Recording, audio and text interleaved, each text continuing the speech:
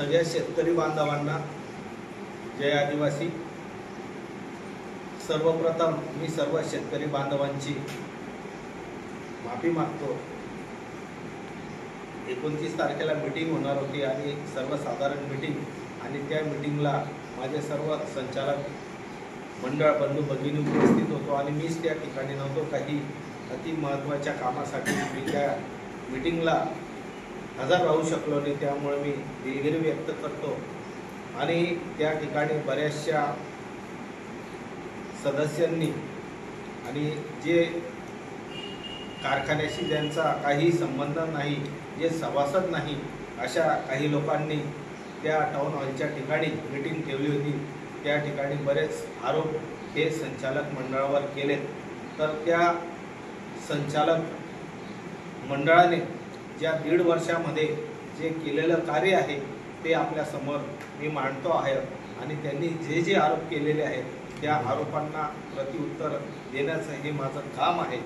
जर आम्ही भ्रष्टाचार केला असता तर आम्ही ही जनरल निवडणूक जी आहे किंवा जी जनरल बॉडी आहे, ही वर्ष सर्वसाधारण सभा आहे, ही आम्ही आयोजितच केली नसती। ज्या पद्धतीने 25 वर्ष ज्यांनी हा कारखाना चालवला, माजी चेअरमन आणि विद्यमान आमदार यांनी 25 वर्ष हा कारखाना चालवला। त्या 25 वर्षामध्ये त्यांनी 25दा सुद्धा सर्वसाधारण मीटिंग घेतलेली नाही। आमचं संचालक मंडळ हे तर 1.5 वर्ष झालं, त्या मंडळाच्या आमच्या मासिक मीटिंगा या दर महिन्याला होत असतात। आमची वार्षिक सर्वसाधारण सभा ही मागच्या वर्षीही झाली, या वर्षीही झाली। ही जनता बघत आहे, जनता काही मूर्ख नाही, जनताला सगळं समजत आहे। हा 25 वर्ष कारखाना तुम्ही चालवला, या 25 वर्षामध्ये तुम्ही काय घोटाळे केले, तुम्ही काय भ्रष्टाचार केला हे जनतेला माहिती आहे। जर तुम्हाला कारखाना व्यवस्थित चालवता आला असता तर तुम्ही भाड्याने दिलाच नसता। तुमची कुवत नव्हती म्हणून हा तुम्ही दुसऱ्याला कारखाना चालवायला दिला। आजही या कारखान्यावर 50 कोटी रुपये कर्ज आहे। आदिवासी सहकारी साखर कारखान्यावर 50 कोटी रुपये कर्ज आहे। हे या नवीन संचालक मंडळाने नाही केलेलं आहे, हे तत्कालीन संचालक मंडळ चेअरमन आणि विद्यमान आमदार शिरीष नाईक यांनी केलेलं आहे। त्यांनी त्याचं पहिले उत्तर द्यावं की 50 कोटी रुपये हा कस काय या कारखान्यावर भुर्दंड बसला, आणि प्लस हे 40 कोटी रुपये जो एक्सपेन्शनचा जो खर्च आहे तो 40 कोटी रुपये, असे 90 कोटी रुपये या आदिवासी सहकारी साखर कारखान्यावर आजही घेणं आहे। मग तुम्हाला कारखाना चालवता आला नाही, आणि जे चालवायचा प्रयत्न करत आहेत त्यांना तुम्ही त्रास देत आहेत। ज्या पद्धतीने 2 गळीत हंगामासाठी आम्ही द्वारकाधीश कारखान्याला NOC दिली, नो ऑब्जेक्शन सर्टिफिकेट दिलं, आणि तेव्हा त्यांना त्या साखरेच्या तारणापोटी त्यांना कर्ज मिळालं। आजही आमची तीच भूमिका आहे। आम्ही त्यांना NOC द्यायला सर्व संचालक मंडळ तयार आहे। आमच्या संचालक मंडळाने ठरवलं की हो, कारखाना चालू झाला पाहिजे, शेतकऱ्यांना त्यांचा हक्काचा ऊस या कारखान्यामध्ये, आदिवासी कारखान्यामध्ये दिला गेला पाहिजे, आणि त्या अनुषंगाने आम्ही त्यांना NOC द्यायला तयार आहे। पण द्वारकाधीश कारखान्याचं आडमुठी धोरण आहे की ते म्हणतात की या संचालक मंडळाने आम्हाला हा कारखाना गिरवी ठेवून आम्हाला 20 कोटीचं कर्ज पाहिजे। हा कारखाना भरत गावित आणि त्यांच्या संचालक मंडळाचा नाही, हा कारखाना जनतेचा आहे, हा कारखाना स्थानिक स्वराज्य संस्थेचा आहे। या कारखान्यामध्ये जे जनमत आहे, जे शेतकरी बांधव आहेत, जे सर्वसाधारण सभेमध्ये हा विषय चर्चेला जाईल, आणि सर्वसाधारण सभेमध्ये जर त्या जनता जनार्दनने सांगितलं, जे या कारखान्याचे खातेदार आहेत, ज्यांच्याकडे शेअर्स आहेत, त्यांनी सांगितलं की हो, द्वारकाधीशला हा कारखाना तुम्ही गहाण ठेवण्यासाठी 20 कोटी रुपये त्यांना उचल घेण्यासाठी तुम्ही परवानगी द्या, मी देईन। पण मी मालक नाही, मी त्या ठिकाणी एक शेतकऱ्यांचा प्रतिनिधी म्हणून मी बसलेलो आहे। उद्या उठून हा जर चुकीच्या पद्धतीने जर दिला गेला तर जनता मला कधीही माफ करू शकणार नाही। ज्या पद्धतीने चुकीच्या पद्धतीने यांनी करारनामा केला द्वारकाधीश कारखान्याबरोबर, आणि हा कारखाना 15 वर्षासाठी भाडेपट्ट्यासाठी त्यांना दिला, खुर्ची सहित जी खुर्ची आहे कारखान्याची त्या खुर्ची सहित यांनी हा कारखाना 15 वर्षासाठी चालवण्यासाठी दिला। आणि जेव्हा दिला तेव्हा त्यांनी सर्वसाधारण सभा घेतली नाही, आयत्या वेळेच्या विषयामध्ये हे विषय मंजूर केले। जर तुम्ही खरंच बुद्धिवान असणार, तुम्हाला जर खरंच कायद्याचं ज्ञान असेल, तुम्हाला सहकार कायदा जर करत असेल तर तुम्ही जनरल मीटिंग घेतली पाहिजे होती आणि त्या जनरल मीटिंग मध्ये हा विषय तुमचा आला पाहिजे होता अजेंड्यावर की कारखाना हा 15 वर्षासाठी भाडेपट्ट्यासाठी आपल्याला द्यायचा आहे। अहो तुम्ही आम्हाला सांगतात की आम्ही याच्यात भ्रष्टाचार केला, भ्रष्टाचार आम्ही केला का तुम्ही केला सांगा।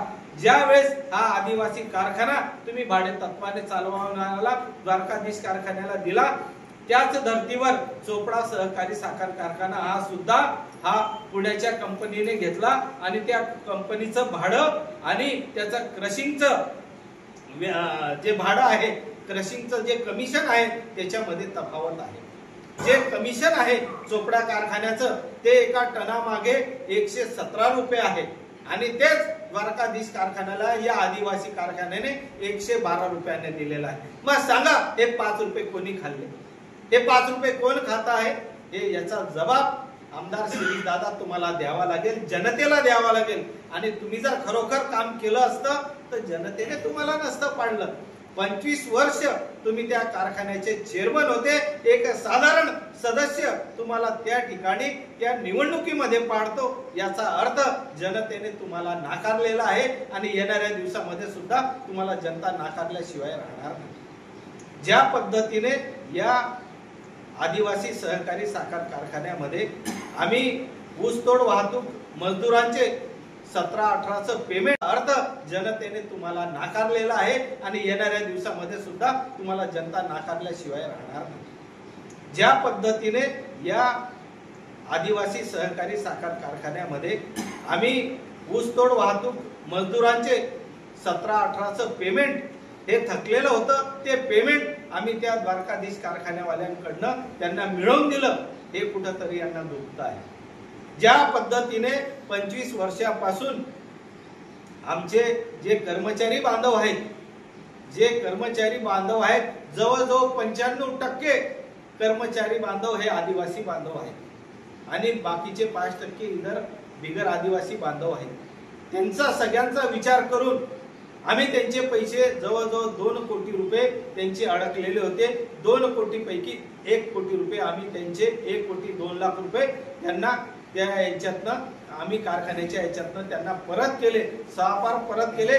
कोणाचा 1 रुपयाचा सुद्धा बांधिलकी नाही। त्याच्यासाठी बऱ्याचशा अडचणी येत होत्या। सहकार आयुक्त सहसंचालक यांच्या परवानग्या घेऊन मी माझ्या पतसंस्थेमध्ये खातं उघडलं आणि त्याचीही परवानगी ही सहसंचालकांनी मला दिलेली आहे। त्याचं सबूत हे माझ्याकडे आहे, ते तुम्हाला आपल्याला बघायला मिळेल। मित्रांनो, शेतकरी बांधवांनो, आम्ही इथं सेवा देण्यासाठी आलेलो आहोत, आम्ही कुठलाही भ्रष्टाचार करण्यासाठी आलेलो नाही। ज्या कर्मचाऱ्यांचे आम्ही 350 कर्मचाऱ्यांचे पैसे मिळवून दिले त्यांच्याकडनं या संचालक मंडळाने 1 रुपया सुद्धा कमिशन घेतलं नाही किंवा 1 रुपया सुद्धा त्यांचा चहाचा आम्ही बांधलेलो नाही। फक्त आम्ही बांधलेलो असू त्या लोकांच्या प्रेमाचे आम्ही बांधलेलो आहोत आणि त्या प्रेमापोटी आम्ही त्यांना ते पैसे मिळवून दिले। आणि त्याच्यात जर आम्ही भ्रष्टाचार करायचा असतं तर मला व्यापाऱ्यांनी सुद्धा आम्हीच दाखवलं होतं की तुमच्या संचालक मंडळासाठी आम्ही अमुक काहीतरी तुम्हाला मदत करू, पण तुम्ही पहिले व्यापाऱ्यांचं देणं देऊन द्या, त्याच्यानंतर तुम्हाला काही कर्मचाऱ्यांचं द्यायचं असेल तर द्या। पण मी त्यांना साफ व्यापाऱ्यांना नाकारलं नाही, मी तुमचे पैसे देऊ शकत नाही, कारण ज्या लोकांनी मला निवडून दिलेलं आहे, ज्या समाजामध्ये आम्ही वावरतो आहोत त्या समाजाचं आम्हाला देणं लागतं। इथं आम्हाला सेवा करण्यासाठी लोकांनी बसवलेलं आहे, जनतेची सेवा करण्यासाठी बसवलेलं आहे। जनता जनार्दन याची मालक आहे आणि जनता जनार्दन जे सांगेल तेच आम्ही या ठिकाणी करू आणि त्या उद्देशाने आम्ही त्या जनता जनार्दनाच्या आदेशाप्रमाणे त्या कर्मचाऱ्यांचे पैसे काढून दिले, कारण तो त्यांचा मेहनतीचा पैसा होता, हक्काचा पैसा होता आणि परिश्रमातून तो यांनी 1 रुपया सुद्धा त्यांना दिला नाही। त्यांचे सगळे पैसे आम्ही काढून दिले आणि उर्वरित पैसे सुद्धा आम्ही त्यांचे देणार होतो, पण नोव्हेंबरचं 50 लाख रुपये आम्हाला भाडं मिळालं नाही। जे आमचं क्रशिंगचं भाडं होतं, जे आमचं 112 रुपये या टनाप्रमाणे जवळजवळ आमचं 1,48,500 इतकं क्रशिंग झालं होतं आणि त्या क्रशिंगचे पैसे 1 कोटी जवळजवळ 27 लाख 2,27,00,000 रुपये आम्हाला हे त्यांच्याकडनं कमिशन मिळणं अपेक्षित होतं. पण त्यांनी द्वारकाधीश कारखान्याने सांगितलं की तुमचं जे तुम्ही 20 कोटी रुपये घेतलं आहे त्याचं 12% 2,40,00,000 रुपये व्याज होतं. उर्वरित 13 लाख रुपये तुम्ही आम्हाला द्या. कारखान्याचं उत्पन्नच काही नाही आहे. कारखान्याला उत्पन्न मिळणाऱ्याचे साधन म्हणजे कारखाना जो भाड्याने दिलेला आहे ते 50,000 रुपये भाडं आणि कारखाना जे गळीत हंगामामध्ये क्रशिंग शेतकऱ्या बांधवांचा ऊस येऊन त्या ठिकाणी क्रशिंग होईल ते 1,48,500 रुपये असे हे क्रशिंगचे पैसे येतील तर तो कारखाना चालेल. त्याच्यात आम्ही कर्मचाऱ्यांचे पगार देऊ, त्याच्यात आम्ही उर्वरित दैनंदिन जो खर्च असेल किंवा ज्या व्यापाऱ्यांचं थकीत आहे त्यांचं पैसे देऊ. आज कारखान्यामध्ये टाचणी घेण्यासाठी सुद्धा पैसे नाही. टाचणी घेण्या एवढ्या सुद्धा त्या ठिकाणी व्यवहार त्या कारखान्याचा नाही तर हा करोडोचा भ्रष्टाचार आम्ही कुठून करू. आणि तो पण फक्त 1.5 वर्षात तुम्ही म्हणतात आम्ही हजारो कोटी रुपये खाल्ले. मग 25 वर्षात तुम्ही काय केलं ते जनतेला तुम्ही उत्तर द्या. आमचा तुम्ही 1.5 वर्षाचा हिशोब मागता आहे, 25 वर्षात मध्ये मग तुम्ही किती भ्रष्टाचार केला त्याचं जनतेला उत्तर द्या. आज जे पण आम्ही करतो आहोत लीगली आम्ही शासनाकडनं परवानगी घेतली आहे, सहसंचालकाकडनं परवानगी घेतलेली आहे. आणि हो, आम्ही ज्या पद्धतीने कारखान्यामध्ये अतिक्रमण होत चाललेलं आहे त्याच पद्धतीने ती कारखान्याची 25 वर्षामध्ये तुम्हाला माहितीही नाही कारखान्याची जागा किती आहे. पण आम्ही रीतसर कारखान्याची मोजणी करण्यासाठी फी भरली, कारखान्याची मोजणी आम्ही केली आणि कारखान्यामध्ये अतिक्रमण होऊ नये कारण हा कारखाना आदरणीय नाईक साहेब आणि लोकनेते माणिकराव दादा यांच्या स्वप्नाची ही पूर्तता आहे. त्यांनी स्वप्न बघितलं की माझा आदिवासी बांधव याचं जीवनमान उंचवण्यासाठी आपल्याला हा कारखाना काढावा लागेल आणि हा त्यांनी कारखाना काढला. आणि हो, तुम्हाला लाजा वाटल्या पाहिजे, तुम्ही हा कारखाना दुसरीकडे गहाण ठेवला आणि आम्हाला विचारतात की भ्रष्टाचार केला. अहो, खरं तर तुम्ही हे पाप केलेलं आहे. 25 वर्षामध्ये हा कारखाना तुम्ही गहाण ठेवलेला आहे, आम्ही नव्हे. त्या कारखान्यामध्ये जे अतिक्रमण होत चाललेलं आहे ते अतिक्रमणला आळा बसला पाहिजे आणि त्या ठिकाणी आपली आराध्य दैवत देवमोगरा माता ही आदिवासींची कुलदैवत आहे. त्या देवमोगरा मातेचं मंदिर आणि सुशोभीकरण आम्हाला करायचं आहे. अहो, 25 वर्षामध्ये तिथं तुम्ही झाडू सुद्धा मारली नाही. आजूबाजूला इतके काटा कचरा होता ते सगळं साफसफाई आम्ही केली. हो, आम्ही धार्मिकता आहोत, आम्ही धार्मिकतेचे पुजारी आहोत. आम्ही समाजामध्ये जी चांगल्या गोष्टी आहेत त्याला आम्ही पूजणारे लोक आहोत. आम्ही आदिवासी लोक आहेत. जातीरिवाजाप्रमाणे आम्ही आमच्या देवी देवतांचा मान सन्मान करतो, आदर तिथ्य करतो, पूजा पाठ करतो. त्याच अनुषंगाने त्या ठिकाणी आम्हाला देवमोगरा मातेचं सुशोभीकरणाचं काम करायचं होतं. आजूबाजूला कंपाऊंड करायचं होतं, पेवर ब्लॉक बसवायचे होते, लाईट बसवायचे होते. अहो, साधा लाईटचा बल्ब सुद्धा तुम्ही त्या ठिकाणी बसवला नाही, कनेक्शन सुद्धा त्या ठिकाणी नाही. ते कनेक्शन आम्ही त्या ठिकाणी ठेवलं. त्या देवमोगरा मातेच्या इथं आम्ही सुशोभीकरणाच्या कामासाठी टेंडर मागवलं. पण जेव्हा आम्ही टेंडर मागवलं, आम्ही काम करणार होतो आणि जेव्हा आमचा हा पैसा अडकला तेव्हा आम्ही त्यांना जो ऍडव्हान्स पोटी दिलेली रक्कम होती ती परत आम्ही त्यांच्याकडनं व्याजासहित घेतली. हा, आम्ही जर भ्रष्टाचार केला असता, जर जे पैसे त्या सुशोभीकरणासाठी लावले असते आणि खाऊन गेलो असतो आणि सुशोभीकरण केलं नसतं तर आम्ही नक्की दोषी होतो. पण भगवंताच्या नावाखाली आम्ही पैसे चालणारे नाहीत. भगवंताच्या नावाखाली देवमोगरा आई मातेच्या नावाखाली पैसा चोरणारा हा भरत गावित नाही किंवा हे संचालक मंडळ नाही.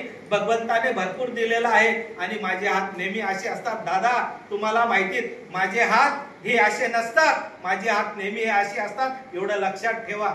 आजपर्यंत कोणीही भरत गावितवर 1 रुपयाचा आरोप केलेला नाही. तुम्ही माझ्या शेतामध्ये येऊन बघा, माझी गोशाळा आहे. रोज माझ्या गोशाळेमध्ये मी माझ्या शाळेमध्ये माझ्या गायींचं मी सेवा करत असतो. रोज त्यांच्यासाठी दाना पाणी हे करत असतो. महिन्याचा माझा स्वतःचा खर्च हा लाखो मध्ये आहे. तर मी त्या कारखान्यामधनं मला काय भेटेल, अपेक्षा काय? अहो, जर मला खायचं राहिलं असतं, 25 वर्ष तुमच्या बरोबर होतं, खरं सांगा, तुम्ही जर तुमच्या आई बापाच्या पोटचे असतील, भरत गावितला काय कमिशन दिलं तुम्ही? भरत गावितला 1 रुपया सुद्धा कमिशन दिलं का? आणि मी मागितलं का तुमच्याकडनं? मी कधीच मागितलं नाही. सगळे तुम्ही ठेके तुमच्याकडे होते, मोलॅसिस तुम्ही वापरायचे, बगॅस तुम्ही वापरायचे, कारखान्याचे जे तुम्ही साखर निघायची लिलावाचे ठेकेदार तुमचे आहेत. चौकशी करा, तुमचे फोन टॅपिंग करा, तुम्ही त्यांच्याकडनं किती कमिशन खाल्लं आहे, त्यांच्याकडनं किती पैसे घेतलेले आहे, इलेक्शन मध्ये त्यांच्या घरामध्ये किती किती पैसे ठेवलेले आहे, ते सगळं तुम्ही जनतेसमोर आणा. बरोबर आहे. भ्रष्टाचार कोणी केला? आम्ही केला का तुम्ही केला? जर आम्ही केला असेल तर जनता आम्हाला सोडणार नाही, आणि तुम्ही केला असेल तर जनता बी तुम्हाला सोडणार नाही. पण लक्षात ठेवा, हा कारखान्यावर राजकारण करू नका. राजकारण करण्यासाठी बऱ्याचशा जागा आहेत. शिरीष दादा, तुम्ही मैदानात या, आम्ही पण मैदानात आहोत, पण हे राजकारण करण्याचं क्षेत्र नाही. कारण ही सहकारी संस्था आहे. आदरणीय नाईक साहेब, आदरणीय माणिकराव दादांनी संस्था उभी केली आहे. अहो, तुम्ही जर खरोखर नाईक साहेबांचे वारस राहिले असते तर तुम्ही बोलले असते, भरत भाऊ मी तुमच्या बरोबर आहे, चला हा द्वारकाधीश कारखाना कसा आपला कारखाना गळीत हंगाम चालू करत नाही, आपल्या शेतकऱ्यांचं नुकसान आहे, आदिवासी बांधवांचं नुकसान आहे, चला मी तुमच्या बरोबर येतो, कारण याच्या बरोबर मी करार केलेला आहे, हा कारखाना तुला चालू करावा लागेल. चालू करण्यासाठी तुम्ही मी जर एकत्र आलो असतो तर या द्वारकाधीशला हा कारखाना चालू करायला आपण भाग पाडलं असतं. पण त्याच्यातही तुम्ही राजकारण खेळताय. लाज वाटली पाहिजे तुम्हाला. की वाटते तुमची की तुम्ही अशा पद्धतीने राजकारण करत आहेत. त्या शेतकऱ्यांना तुम्ही केलेला आहे, हा कारखाना तुला चालू करावा लागेल, चालू करण्यासाठी तुम्ही मी जर एकत्र आलो असतो तर या द्वारकाधीशला हा कारखाना चालू करायला आपण भाग पाडलं असतं. पण त्याच्यातही तुम्ही राजकारण खेळताय. लाज वाटली पाहिजे तुम्हाला. की वाटते तुमची की तुम्ही अशा पद्धतीने राजकारण करत आहेत. त्या शेतकऱ्यांना तुम्ही सोडत नाही. त्या शेतकऱ्यांसाठी तुम्ही सुद्धा त्या सहसंचालकाला पत्र देतात, आणि तो तुमचा एक तीन पाठ माणूस तो पत्र लिहितो, तक्रारी करतो की हे संचालक मंडळ बरखास्त करा. या संचालक मंडळाने काय खाल्लेलं आहे? अहो, हा कारखाना तर तुम्ही बेकायदेशीररित्या भाडेपट्ट्याने त्यांना दिलेला आहे, आम्ही दिलेलं नाही. उद्या जर ही सगळी चौकशी झाली, आम्ही नाही, तुम्ही जेलमध्ये जाणार आहे. आणि तो जो तुमचा कर्मचारी आहे ना, तो दिलीप पवार, त्याने आदिवासींच्या नावावर लाखो करोडो रुपये खाल्लेले आहेत, बोगस ऊस त्याने टाकलेला आहे, याची चौकशी चालू आहे. आज ना उद्या तो त्या गजाआड तो होणारच आहे. इतका भ्रष्टाचार तुमच्या लोकांनी केलेला आहे. ज्याचं टन 10 असेल त्या ठिकाणी 15 टन तुम्ही दाखवलेला आहे. असा पैसा तुम्ही तिथून कमवलेला आहे. करोडो रुपये तुमच्याकडे आहेत. आज तुमच्याकडे जी प्रॉपर्टी आहे ही सगळी आदिवासीच्या कारखान्याच्या जीवावर कमवलेली आहे. त्याचं सुद्धा गबाड निघाल्याशिवाय राहणार नाही. जनता तुम्हाला माफ करणार नाही. हो, आम्ही जनतेचे सेवक आहे, जनतेसाठी आम्ही काम करणार आहोत. ज्या पद्धतीने द्वारकाधीश बरोबर तुम्ही करार करून दिला आहे 15 वर्षाचा, तो जर करार तुम्ही आज संपुष्टात आणा. उद्या कारखाना हा संचालक मंडळ जर नाही केलं तर राजकीय संन्यास घेऊन गेल. पण हा कारखाना आम्ही सुद्धा चालू करू शकतो. पण शेवटी कायद्याने आमचे हात बांधलेले, तुम्ही हात बांधून ठेवलेले आहेत. तुम्ही त्याला कारखाना घाण दिलेला आहे आणि त्या कारखान्याला सांगितलेलं आहे की 15 वर्षापर्यंत हा कारखाना तुम्ही चालवा. जर करार केला नसता तर आज सुद्धा तो कारखाना चालवण्यासाठी हे संचालक मंडळ सक्षम आहे. 4, 5, 10 कोटी रुपये आम्ही स्वतः गिरवी राहिलो असतो, पण हा कारखाना चालू केला असता. पण दुर्दैव एवढंच आहे की हा कारखाना चालू करण्यासाठी आमच्याकडे परवानगी नाही. ही परवानगी शासनाने तुम्ही त्या द्वारकाधीशला दिलेली आहे. त्याच्यामुळे तो द्वारकाधीश जो निर्णय घेईल तो तुम्हाला बघावा लागेल. पण आम्ही पण गप्प बसणार नाही. आम्ही आमच्या लोकांची अस्तित्वाची लढाई लढू, हा कारखाना चालू करायला लावू. एक टिप्परा सुद्धा किंवा द्वारकाधीशला आदिवासीचं जाऊ देणार नाही. जोपर्यंत आदिवासी सहकारी साखर कारखाना हा द्वारकाधीश चालू करणार नाही, तोपर्यंत आदिवासींचा एक सुद्धा टिपरा त्या द्वारकाधीश पर्यंत आम्ही जाऊ देणार नाही. हे आमचं संचालक मंडळाने ठरवलेलं आहे. कारण हा आदिवासींचा कारखाना आहे. आदिवासींचा कारखाना तुम्ही घेतलेला आहे, तुमच्या स्वार्थापोटी द्वारकाधीशने घेतलेला आहे. काय जाईल? फक्त 50 लाख रुपये यांचा खर्च होईल, 50 लाख रुपये भाडं जाईल. पण हा सगळा ऊस तो द्वारकाधीशला घेऊन जाईल. द्वारकाधीशला घेऊन गेल्यानंतर तिथं मोलॅसिस बगॅस आणि इथेनॉल तो काढेल, तिथं 2 पैसा त्याला मिळेल. तो व्यापारी आहे, तो शेतकरी नाही.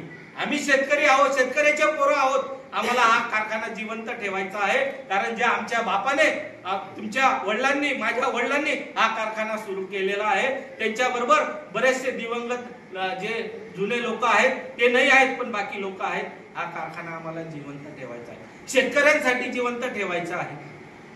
आणि जोपर्यंत आमच्या जीवात जीव राहील तोपर्यंत हा आदिवासी कारखाना जिवंत राहणार आहे. या कारखान्याला आम्ही बंद पडू देणार नाही. जर द्वारकाधीशने सांगून दिलं की हा कारखाना मी चालवण्यासाठी असमर्थ आहे, दुसऱ्या दिवसापासून हे संचालक मंडळ तो कारखाना चालवण्यासाठी समर्थ राहील. एवढंच या निमित्ताने सांगतो. द्वारकाधीश आणि शिरीष नाईक हे दोघे मिळून हा कारखाना बंद पाडण्याच्या स्थितीमध्ये आहेत, कारण दोघी भागीदार आहेत.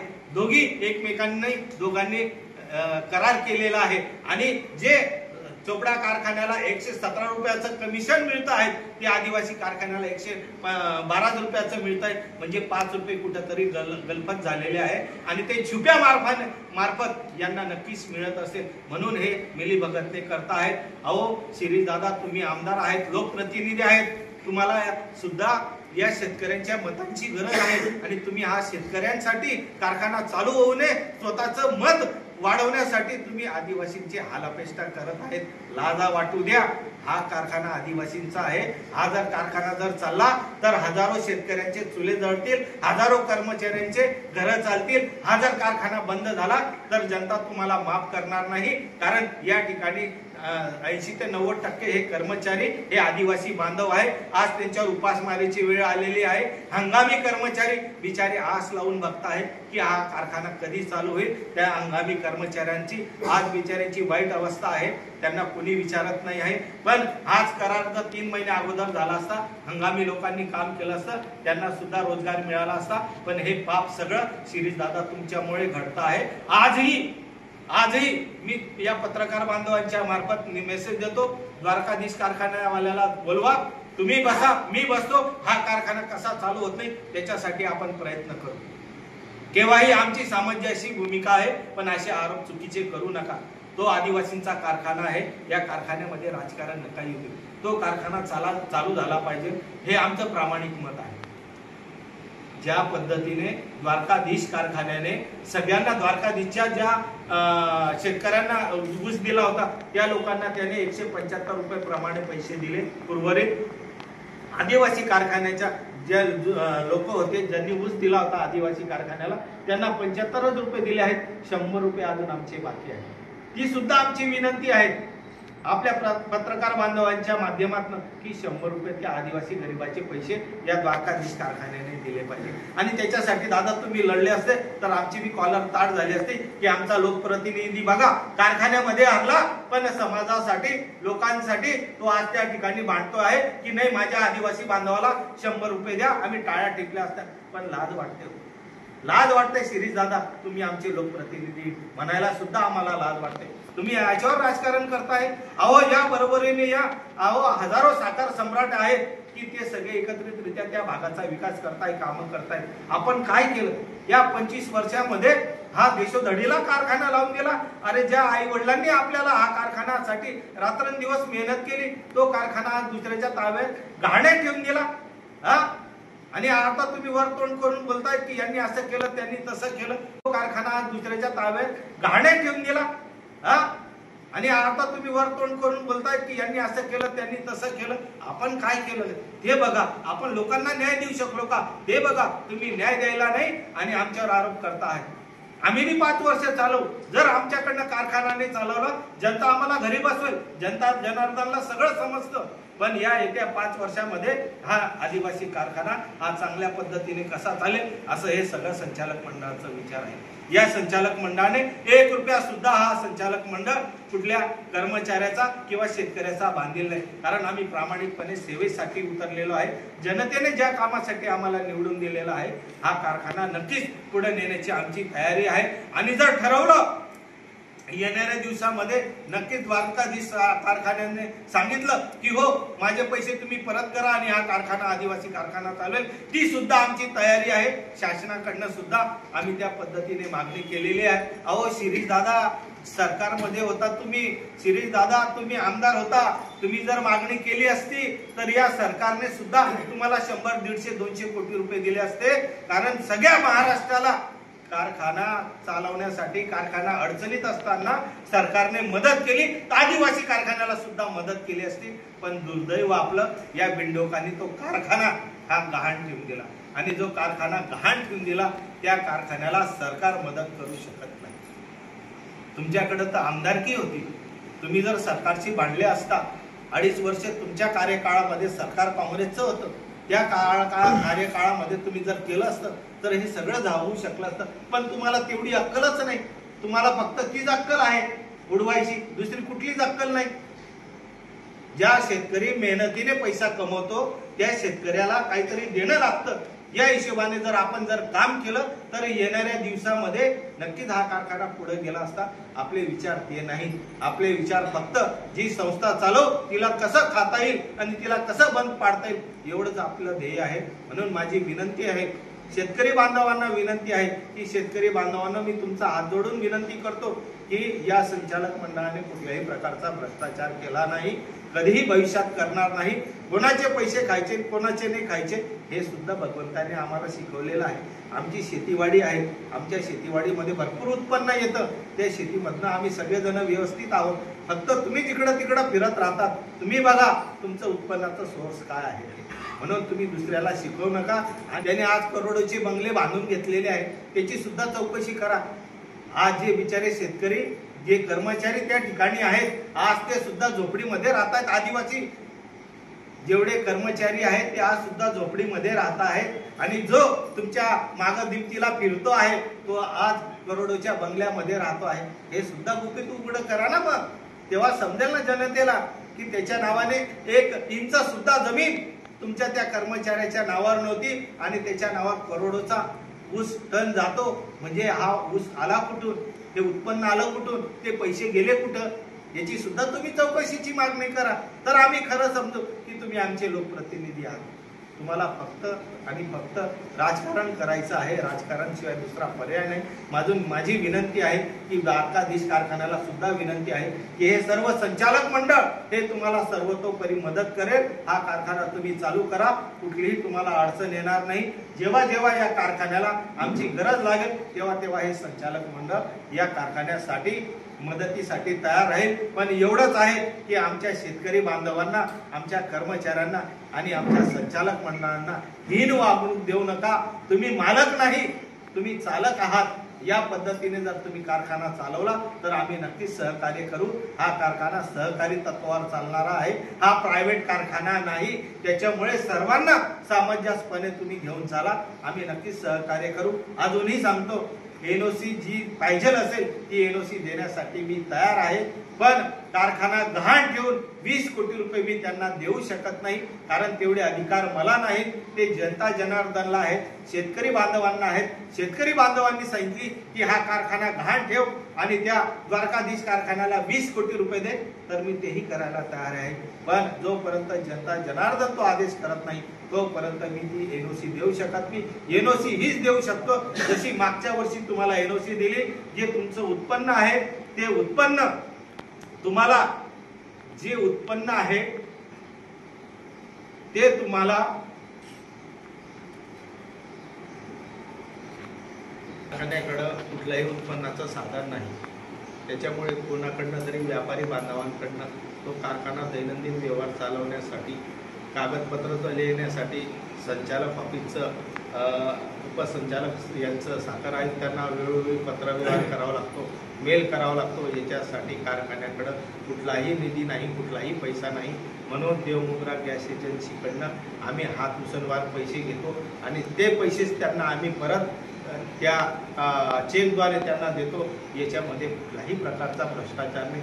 जर त्यांच्याकडनं घेतून त्यांना जर चेक नाही देत असेल तर हा 1 नंबरमध्ये येणारा व्यवहार आहे. आणि तो 2 लाखाचा जो व्यवहार आहे तो तुम्ही ऑडिटने बघू शकता की आम्ही कशासाठी ते पैसे घेतले होते. त्याचे बिल पण आमच्याकडे आहेत, ते कुठं कुठं गेले. आता साखर संचालकांकडे आम्हाला जावं लागतं तर येण्या जाण्याचं भाडं सुद्धा लागतं. कशासाठी हे करणार. आमच्याकडे गाडी नाही, ती गाडी आहे ती पण त्यांच्याकडे आहे. एक गाडी आहे, एमडीची गाडी आहे, ती आहे पण तिच्यात बी पेट्रोल भरण्यासाठी डिझेल भरण्यासाठी आमच्याकडे नाही. मला स्वतः डिझेल टाकून द्यावं लागतं आणि त्या लोकांना पाठवावं लागतं. मग असं जर हे गाडं चालू आहे तर कुठं ना कुठं तरी या दैनंदिन खर्चासाठी कोणाकडनं तरी आम्हाला पैसे घ्यावे लागतील. म्हणून तो आम्ही त्यांच्याकडनं हात उचलवार पैसे घेतलेले आहे. त्याच्यात भ्रष्टाचार झालेला नाही. तुम्हाला हिंदुस्थानमधनं कोणाकडनं ऑडिट करायचं असेल त्यांच्याकडनं तुम्ही ऑडिट करा. तुम्हाला जो सीए लावायचा या सीए कडनं तुम्ही ऑडिट करून घ्या. आमच्या केसा एवढा सुद्धा आम्ही जर भ्रष्टाचार केला असेल तर आम्ही हे सर्व संचालक मंडळ हे राजीनामा द्यायला तयार आहोत, पद सोडायला तयार आहोत, पण चुकीचे आरोप करू नका एवढंच या निमित्ताने सांगतो. सर्व संचालक मंडळ हे राजीनामा द्यायला तयार आहोत, पद सोडायला तयार आहोत, पण चुकीचे आरोप करू नका एवढंच या निमित्ताने सांगतो. सगळ्या शेतकरी बांधवांना विनंती करतो की हा फक्त राजकीय स्टंट या शिरीषदादांचा आहे. 5 वर्षांमध्ये शिरीषदादा निष्क्रिय आहेत. शिरीषदादांनी कुठल्याही विकासाचे काम या नवापूरसाठी केलेले नाहीत, नवापूरच्या जनतेसाठी केलेले नाहीत. त्याच्यामुळे कुठेतरी या गोष्टींना वेगळं वळण द्यायचं आणि लोकांना आपलंसं करायचं म्हणून हे सगळं शिरीषदादांचं स्टंट आहे, राजकीय षडयंत्र आहे. माझी शेतकरी बांधवांना विनंती आहे की यांच्या भूलथापांना बळी न पडता जे संचालक मंडळ आहे त्यांच्यावर तुम्ही विश्वास ठेवा. येणाऱ्या दिवसामध्ये संचालक मंडळाकडनं जास्तीत जास्त सेवा ही शेतकरी बांधवांची होईल हे या निमित्ताने सांगतो. 25 वर्षामध्ये 25 पैशाची सुद्धा साखर या मागच्या शिरीषदादांनी दिली नव्हती, पण आमच्या संचालक मंडळाने येतात बरोबर सगळ्यांना साखर आणि सगळ्यांना शेताच्या बांध्यापर्यंत त्यांना खत पुरवण्याचं काम या संचालक मंडळाने केलेलं आहे आणि कुठंतरी त्यांचं खच्चीकरण होत आहे म्हणून हे आम्हाला बदनाम करण्याचं षडयंत्र त्यांचं रचलेलं आहे. जनतेने सावध राहो हेच या निमित्ताने सांगतो आणि थांबतो. जय हिंद, जय महाराष्ट्र, जय भीम, जय आदिवासी.